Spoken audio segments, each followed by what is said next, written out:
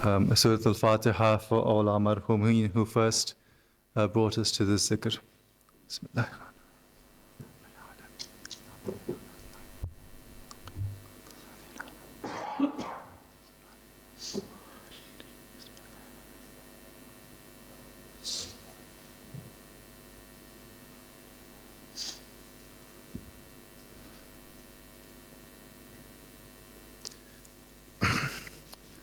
Sallallahu alayka ya Rasulullah wa ahl baytika al-madhlumin. Sallallahu alayka ya Aba Abdullah ya rahmatullah al-wasi'a wa ya bab najat al-ummah.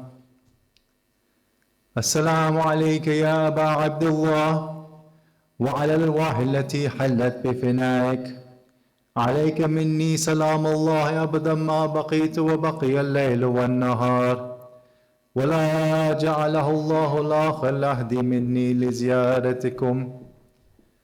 السلام على الحسين وعلى علي بن الحسين وعلى أولاد الحسين وعلى صحاب الحسين ويا ليتنا كنا معكم سادتي فنفوز فوزا عظيما.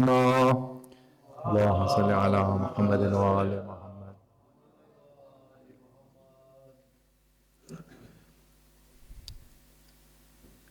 We have, of course, lots of narrations from the Ahl al-Bayt about Karbala and the aftermath, and I want to just start, like I did yesterday, with two of those. And these are also two from Imam Ja'far as-Sadiq alayhi salam.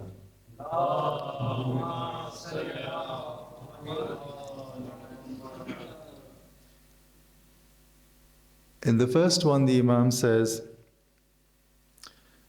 after Karbala, after what happened at Karbala, the daughters of Fatima, this is the term he uses, the daughters of Fatima, Fatimiyat, came out rent and disheveled. And they slapped their faces in grief to feel what he had felt. The word used is latam. This is what the Arabs use for matam. They slapped their faces in grief. No one, of course, stopped them from doing this. In another hadith, the Imam also recounts that after Hussein was slaughtered, the women of Banu Hashim, wore black and sackcloth. They wore black and sackcloth, and they neither complained of heat nor cold. What does this make you think of? You're all familiar with the famous narration in some of the maqatil that after Karbala, Rabab never went in the shade. So you're familiar with the idea that the cold and the heat were no longer of importance to them because of what they had experienced at Karbala. And Ali ibn al-Hussein, Imam Sajjad, would prepare food for them so that they could mourn. This was their life, right? This was how they lived, and this was how they dealt with the trauma of what they had experienced. And this is how they passed that on. We need to remember that if it was not for the women of Karbala, we would not know what happened at Karbala. We have very few witnesses. It is the women who took it forward. It is the women who carried the message. It is the women who took it back to Medina and beyond. And that is something we should never forget. So whenever we gather in these times, we obviously always remember the martyrs, but we should also remember those who were left, who suffered the trauma of what they experienced, and also the trauma of what happened after, which we will come back to. Now, today what I want to do is I want to take us a bit further on this question of memory and presence. But let me just first address one question, which I think is a pertinent and a significant question, which is often asked to us. You know, it is said that, why do you do this every year, right? And how can you make Karbala universal? How can you make it accessible to all people? You know, is it a universal story? And if it's not a universal story, then it cannot be of significance beyond your little community.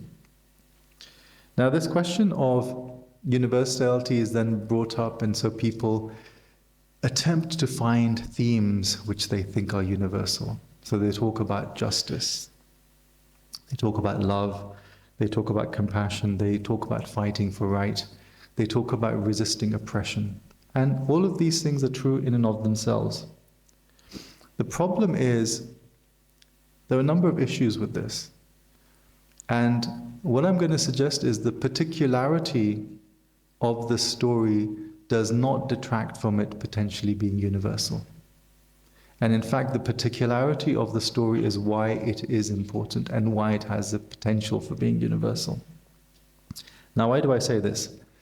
First of all, the problem is that if we say Karbala is all about revolution, as some people have said, or it's all about the fight for justice or social justice, it's the fight for rights and against oppression, then that becomes kind of abstracted.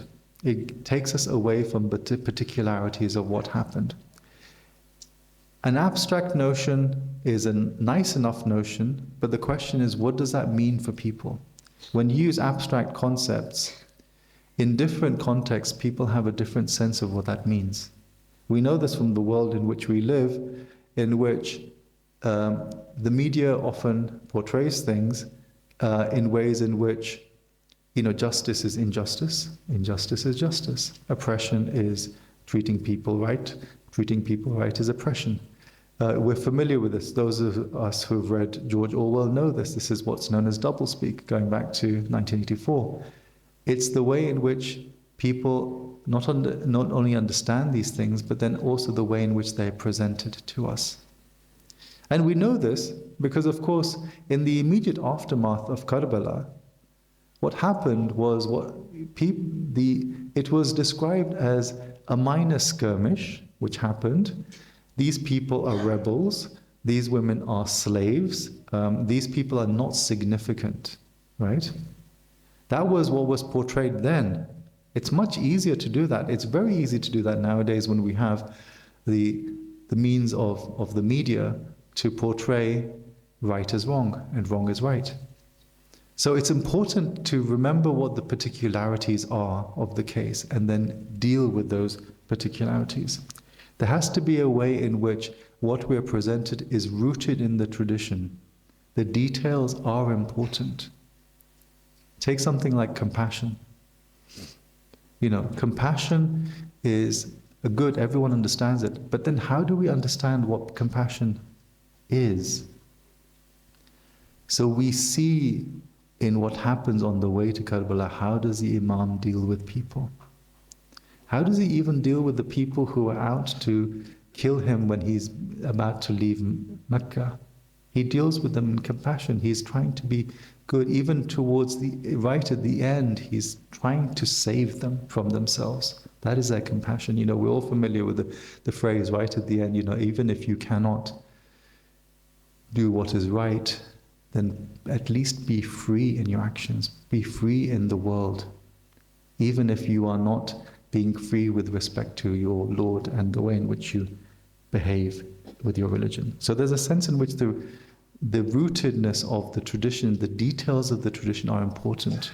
The story in its details is important. And we want to avoid what I would call reductionism. So we can't just reduce the Imam to a revolutionary. We can't just reduce him to a social justice activist. He is not Gandhi. He is not Martin Luther King. These are completely false and misleading parallels. He is not some kind of nice celebrity doing good stuff that we like. He is the comprehensive name of God. He is the ultimate presence of the divine. It's not a comparison. Even, in fact, I would say a comparison with Jesus would be good, but even that is not enough, because he's far greater than Jesus. Even Jesus is not good enough as a comparison. It's still a reduction. And there are other ways in which I think the particularity is important, because we are at a particular time in which there's a lot of talk about what is intercultural, what are global values, how do we transcend what is a Eurocentric set of ideas, ideas which are peculiar to European history, the way in which we understand religion, rationality, certain concepts of right and wrong, and so forth. And so in that context, we should not be afraid, nor should we be lacking in confidence in saying, this is our story. It is a global story, but you need to deal with it on its own terms. In the same way that when we present, say, the Quran or the Nahj al-Balagha or other kinds of works, these are works of global literature. They are works of guidance, but they're also works of global literature. That's how you present it. That's how people will appreciate it. And you shouldn't be apologetic and say, no. The Imam was like Gandhi. It's frankly upsetting. It's upsetting and it's massively distorting to do those sorts of things. I'm not saying people necessarily do that, but I'm saying there's sometimes this desire to make those sorts of connections and engage in false parallels. And it's also related to, the ideas of, well, is this a story we can rationally explain, or is it emotion? Is there too much emotion, for example, in Karbala, and not enough rationalism or rationality? Again, the problem here is we're building on this binary which exists, again, coming out of European intellectual history, the history of ideas within Europe, which posits these as binaries. These are not binaries. What is emotional, what is affective, what attaches people, what attaches to your heart, need not be something which is irrational. It need not be something which is not part of a process of thought and reasoning through. In many things, times when what we think of as emotions, such as fear, sorrow, certain kinds of passions and so forth, these are things which are entirely rational within the context. So it's about thinking about how it works, what is the process through which we have arrived at that. So this binary of what is rational and what is emotional is somewhat problematic. And alongside that, you have another binary which unfortunately remains. We have a certain colonial legacy here. I mean, we're mostly from South Asia, and there is a strong colonial legacy there. And one of the great colonial binaries is modern versus traditional. Modern is of the time, it's our age. The traditional is what is past. The Majalis is something which is traditional. How is it can be modern? And if it can be modern, surely it needs to be compatible with our notion of modernity. And what is modern? What is of the time? What is rational? What is scientific? What is reasonable to present? What we are not, say, embarrassed by. The question you need to think about is, where is that embarrassment coming from? Right? If one is walking, a lot of people do this, and there is great. So, for example, we know one of the things that people from the subcontinent do quite often in these days of Muharram is that they wear chains in their feet. Why do they wear chains in their feet? And people would say, we're not like these people. They're embarrassing us. What does it symbolize? What does it make present? It makes present the fact that they are evoking a memory of what happened to those who were at Karbala. It is not an embarrassment to associate yourself with Imam Sajjad. It's not an embarrassment. It's quite the opposite. It is a privilege. It is a virtue. What we need to understand is that the tradition is not something which is in the past. because it makes what is historical present. It goes beyond space and time. There should be no sense of embarrassment. There should be no sense of lack of confidence in saying this is our particular story. And you see this nowadays in the world. People, whether they're indigenous people, different cultures and so forth, they're proud of their stories. They're proud of their culture. They're proud of their heroes. They're proud of those who they recognize as their exemplars. They don't hold back from that. I mean, to be perfectly honest, every time I even come across the word modern, I cringe. It's a ridiculous term. It's an absolutely ridiculous term which we need to give up on. And as I said, it's partly because we have this particular colonial legacy in which everything was, religion had to be rethought in terms of modernity. Even the very term religion is problematic. We need to understand that. It's problematic. I've been hearing since I was a kid that Islam is not a religion but a way of life, right? It's holistic. So what does this mean? What does it mean to say that? Well, what it means to say that is that there is a certain development of how religion as an attachment to the divine, as attachment to the ultimate reality, has developed in Western Europe in the last couple of centuries. It's one in which religion is something entirely separate from what you might call intellectual or academic inquiry. It is something which is separated from the public sphere. It's something you might do privately in your own time, but please don't bring it into the public square and annoy us by doing these things. It's something which is considered to be irrational. It's something which is considered to be dealing in fairy tales, right?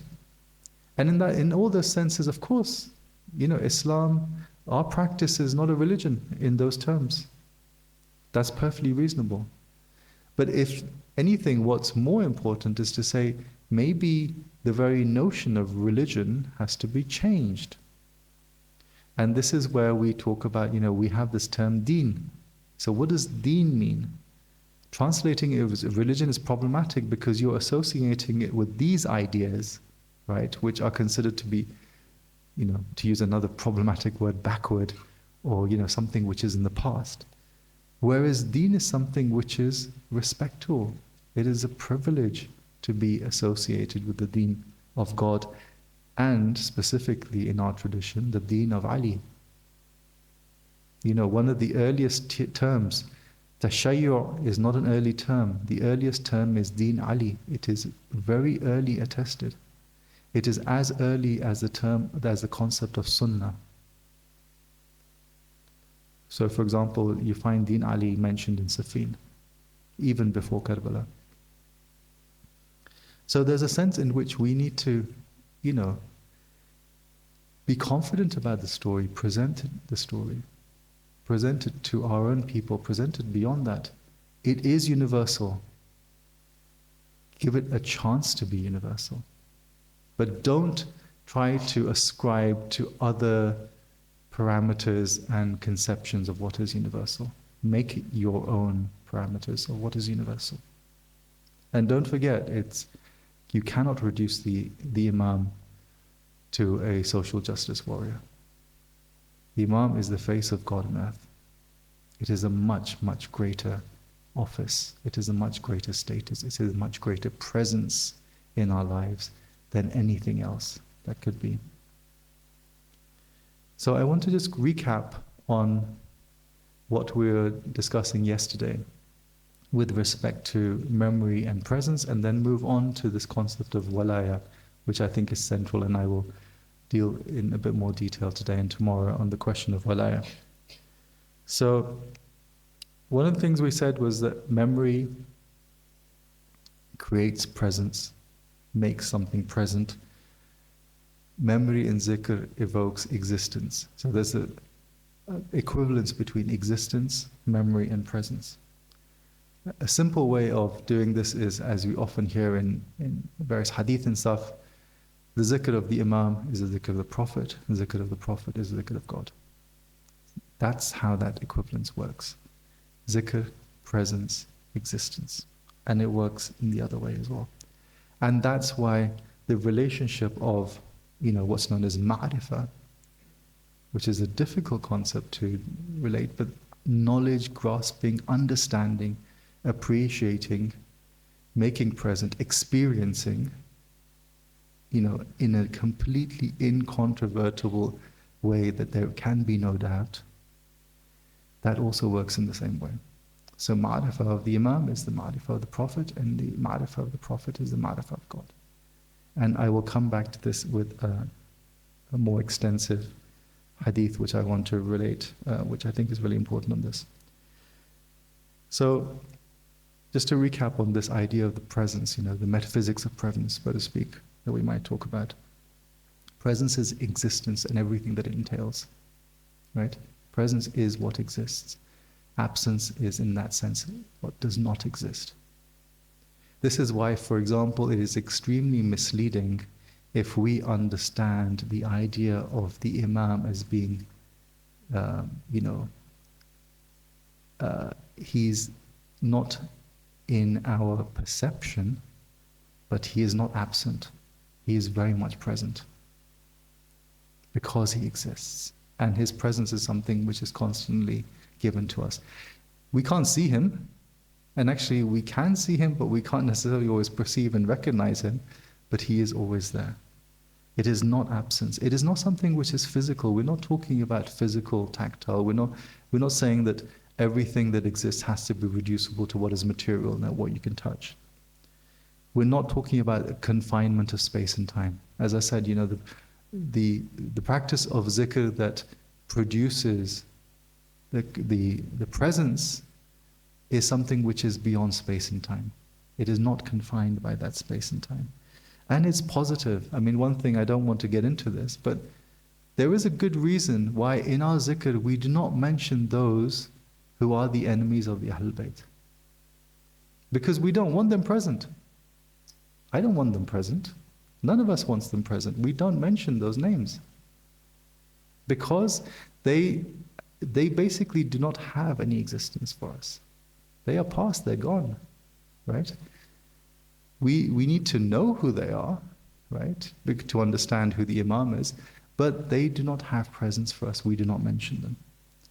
And the final thing, just to kind of quickly recap on presence and zikr, is something which is mentioned a number of times in the Quran, which is related to the zikr of God. Again, if the zikr of the Imam is the zikr of God, then the zikr of God is the zikr of the Imam. God says in the Quran that the sign, the quality of the believer is one that if the name of God, and it's interesting, it says the name of God, and we know from other hadith that the Ahlul Bayt are the names of God.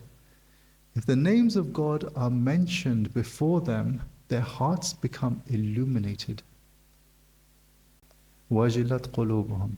Their hearts become illuminated. Their hearts become ecstatic. They become joyous. They become enraptured. And this is, as I said, I mentioned this yesterday, just a simple thing which changes a particular setting and gathering is the mention of a name, mention of God's name, mention of the divine names as we have them, Ar-Rahman, Rahim, but also Ali, Muhammad, Fatima, Hassan, Hussein, etc. There is a certain joy, there is a certain lightening of the heart, illumination of the heart, which happens. It's very difficult not to have a smile when you hear certain names.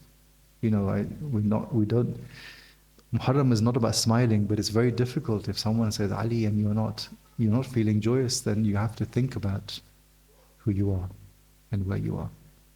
This is also one of the reasons why in Muharram people avoid that name and go with Haydar, because Haydar has a more mournful sense, because it's a more intimate name. It's a more intimate name associated with the Imam in certain settings. So that is this notion of, kind of trying to summarize what I was trying to say about the question of memory and presence and existence and how they're related, and taking us that next step in this particular journey that we're on in these days.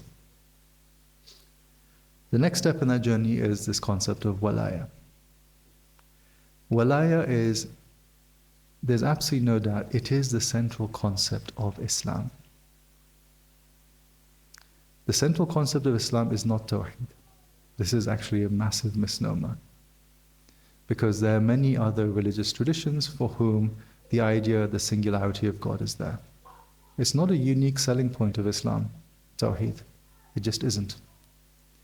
What is a unique selling point is Wilayah, because it puts forward a certain kind of relationship between God and the cosmos, God and humanity.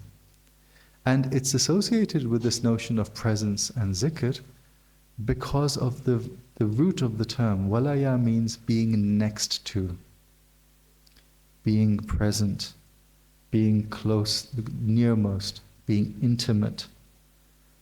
And even the other kinds of terms which are used as synonyms for it, for example, being the hujjah, the proof of God.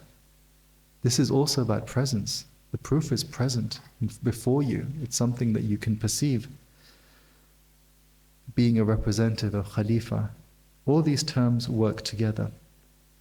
And so, Wilayah is there very much about the presence of the divine in our midst. And it's about different ways in which we can understand God. One of the things that we have in our traditions is the notion that there are at least 3 ways in which we can read things around us that indicate God. Not God in what God is in sort of in him, herself, in itself, but how God manifests. One is the Quran, the Kitabullah. You read it and you understand what God is, because it constantly tells you what. The other one is the cosmos around us, the world around us. The idea is that everything in the world is a sign of God. It indicates God. It indicates divine presence by being that sign. And then you have the human. Now, when we talk about the human, of course we mean humanity as such, because we have this idea that, humanity, the human, the creation of Adam, is in the form of the merciful, of God. But ultimately, the human here means the insan who is kamil, the perfect human. It's looking towards the Prophet and the Imam. They indicate God. And they indicate God because they manifest the totality of the divine names. You always hear this: if you want to understand mercy, if you understand wrath, if you understand what compassion is, if you want to understand what love is, etc., you see, in its absolute sense, you see the glimpse, the sort of, as you would say, the jalva in the Imam. That's the only way you can see it. There is no other way of seeing it. And you have also within this concept of Wilayah, this notion of friendship, of being friend. But friend in the way in which I briefly mentioned yesterday, which is that the early Arabic traditions often quoted Plato on this, where they said, friendship means one heart, many bodies. So the heart, what the heart desires and the heart inclines to is common amongst these people. That's a true friend. Where it's more than one heart, then it's an acquaintance. It's someone you kind of know, but it's not a true friend. And it's not a friend in this sense of a wali. Now, of course, there's plenty of Quranic verses which talk about what wali means, and often in many cases they're talking about this idea of helper and friend in a more general sense. But we're all familiar with the famous Ayat al-Wilayah, which talks about, who for the For the believers, who is the wali? God is your wali, Prophet is your wali, this person is your wali, the ulul amr are your wali. And so in that sense we're talking about Wilayah as we're talking about it. The one who is nearmost to you, that who is ever present to you, who has that kind of intimate link with you, who is the ultimate friend, who is the ultimate resort, the ultimate refuge. And it's that sense in which we're interested in Wilayah. Now I'm going to talk you through elements of a very long hadith, but just to foreground it by saying something about the way in which the presence of Wilayah relates to, say, the presence of Nubuwah, of prophecy. And it's a kind of a metaphor which I've used before, but I think it's not a bad metaphor. So the Prophet is like someone who, you're on a journey and you have a certain destination. The Prophet gives you a map, points out what the destination is on the map, maybe even points to the destination if you can see it, and appoints a guide who can take you there. That's the function of the Prophet. The function of the wali is he is that guide who takes you on that journey and makes sure you get to the destination. As I've said before, he literally takes you by the hand and delivers you. And in fact, he's delivering you to himself, because he takes you by the hand on this journey. And when you are placed in the grave, at the culmination of this stage of the journey, it's not the end of the journey actually. Who do you see? You see the Imam. Right? You encounter the Imam in the grave. He's the one who's taken you there. He's taking you there. And then, of course, we know that he then takes you in to everlasting life in paradise. Because we also know, Sayyidah Fatima Zahra says that she will not go into paradise until those who have cried for her son are taken into paradise. Right? So that's the fundamental relationship. Now, I want to mention just a few phrases from this very famous, and there's a long hadith on this. It's called the hadith of the Ma'rifat al-Imam bin Nuraniyya. Understanding, grasping, experiencing who the Imam is by his luminous nature, so to speak, Nuraniyya. And it's a long hadith in which the Imam, this is Amir al-Mu'mineen we're talking about, his two closest companions, Abu Dhal al-Ghifari and Salman al-Farisi, go to him and ask him certain questions. And the question they actually ask him is, what is the ma'rifah of the Imam bin Nuraniyya? They ask him this particular question. What is it? And the Imam is happy when he sees them and says this. It's really great that you've asked me this question.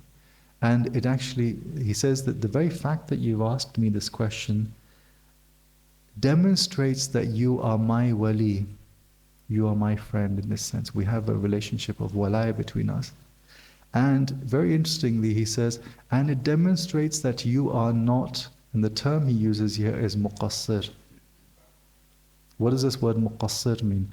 Muqassir means someone who has a certain shortcoming, who falls short. And the shortcoming is with respect to the ma'rifah of the Imam. This is the term being used as muqassir, is one who has a shortcoming in the ma'rifah of the Imam. And then he takes it further, and he says, marhaba bikum, congratulations, welcome to you that you've asked me this question. And then he says,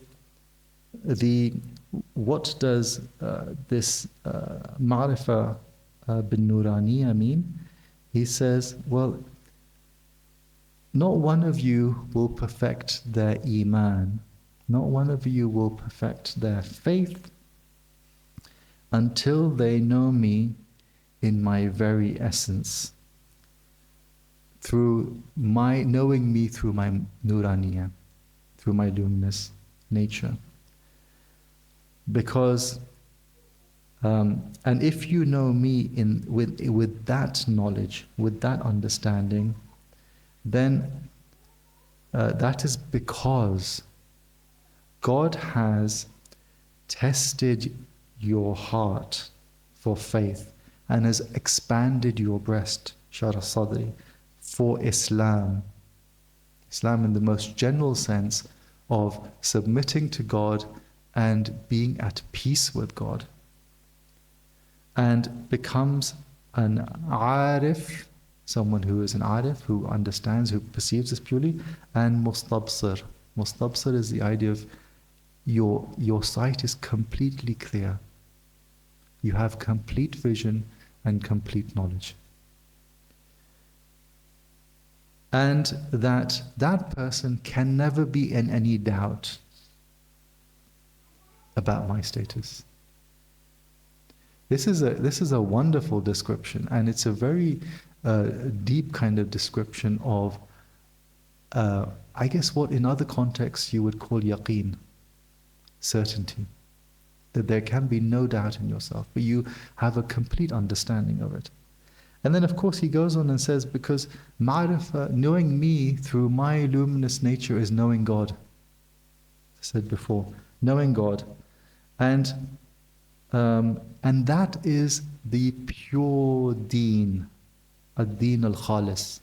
That is the pure, sincere, absolute kind of gold standard of what the deen is. And he said, and he uses the term.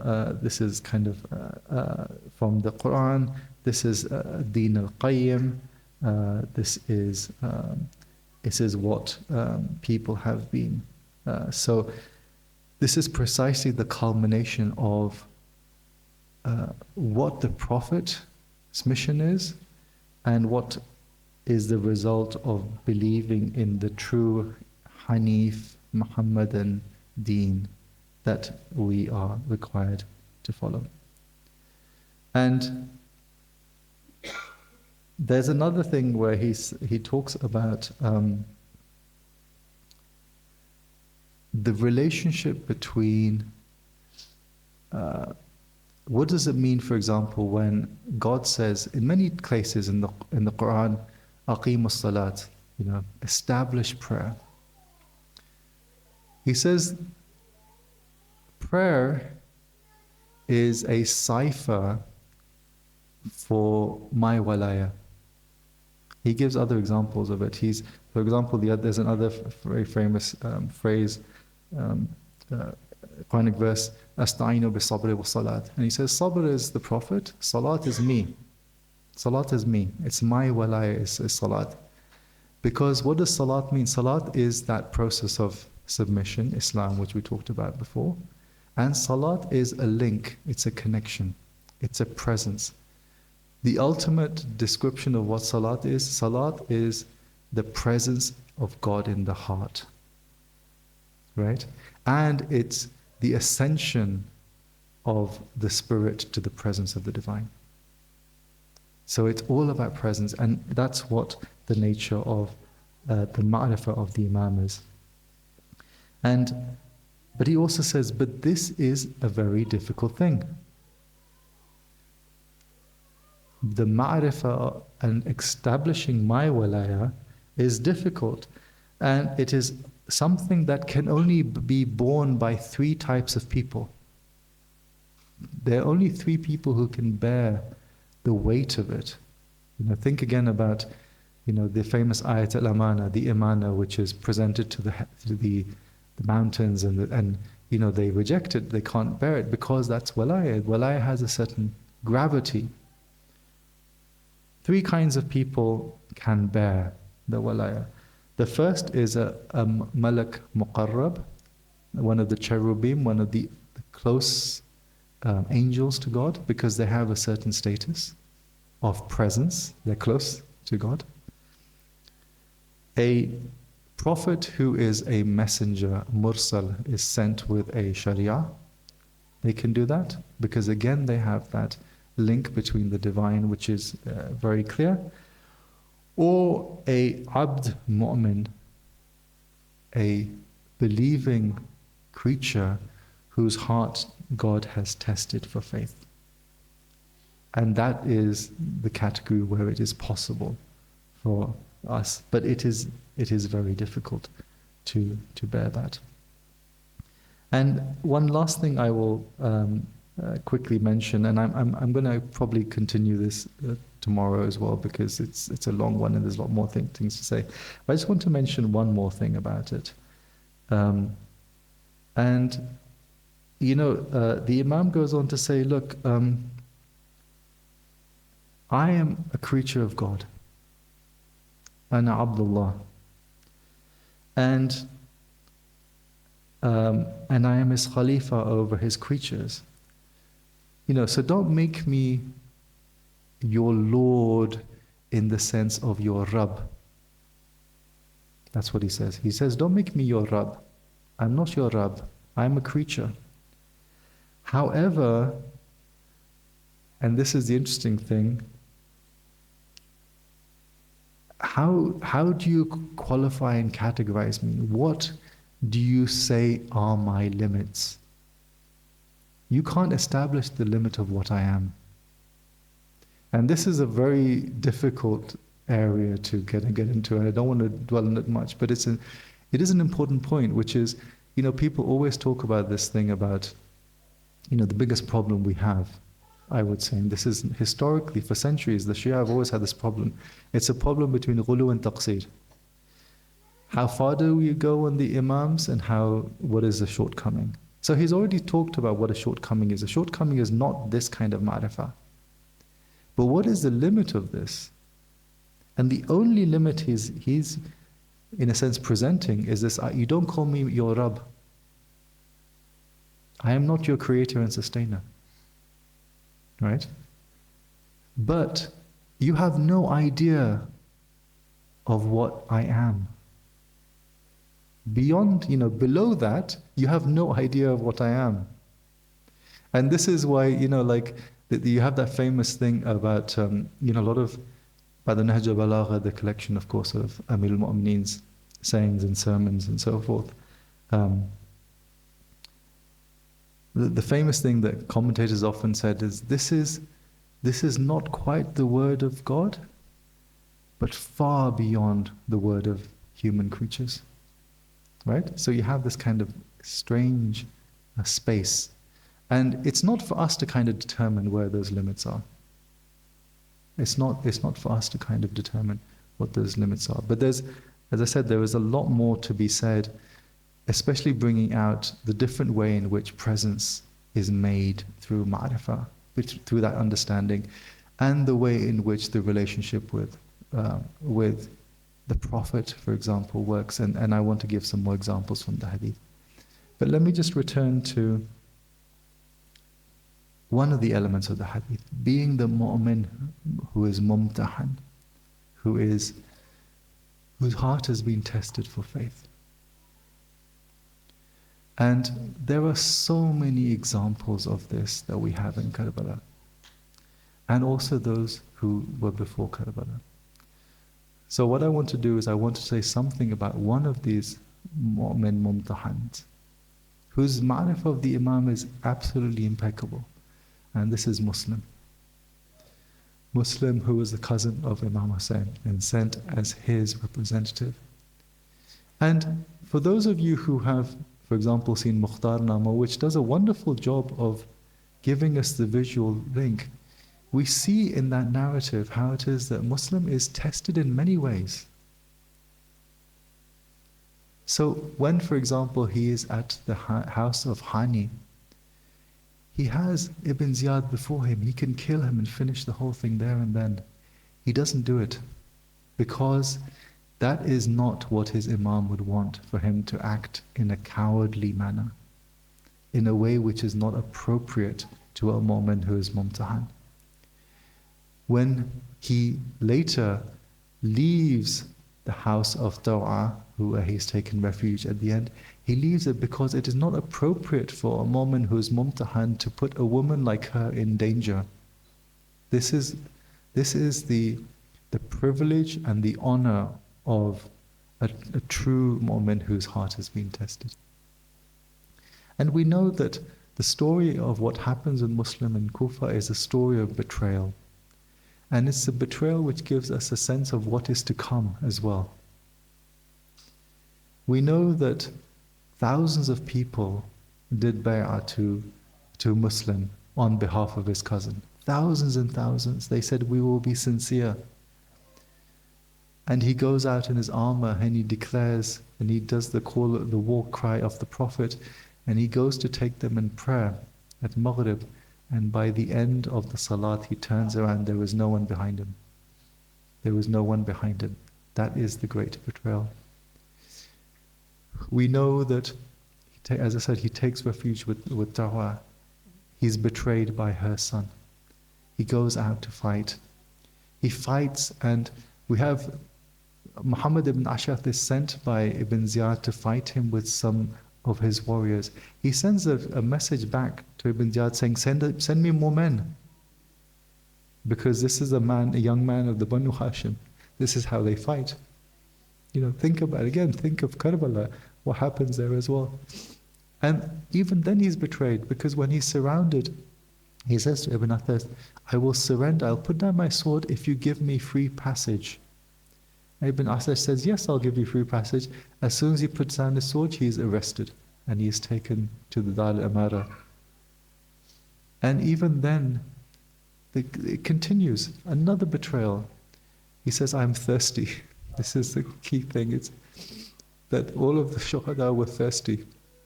And those who truly love them are always thirsty when they pass from this world as well. He's given a bowl of water, but he's been beaten at that point and he's bleeding profusely from his mouth. Every time he picks up the bowl, blood falls into the bowl. Now, of course, he could drink it if he was anyone else, but he's a mu'min mumtahan by trained and loving the Imam and knowing the Imam. He cannot drink that water, which has been polluted by that blood. And he says, I will go and meet my Imam in the afterlife. He's taken, of course, famously to the roof, and he's thrown from the roof. He's thrown from the roof. His body is obliterated. Again, his body is trampled. This is what they did. They trampled the body with the hooves. They cut up the pieces. They arrested and killed his children, his sons. And we know that when the news came to the Imam, who was on his way to Karbala, he mourned and he called his sister and he called his brothers. But one thing he did is he called the orphan of Muslim and he took her into his lap and he stroked her head and he called for some earrings to be given to her. And of course the girl is a girl of the Banu Hashim, and she says, oh uncle, why are you treating me like an orphan? Is there anything happened to my father? And of course that makes us think that, this is the orphan of Muslim. This is before Ashura. How is she being treated? But on the evening of Ashura, how many orphan girls, are looking for someone to actually just caress them, to kiss them, to say, no, you're safe. But instead what happens is they come and they bring fire to their tents and they slap them.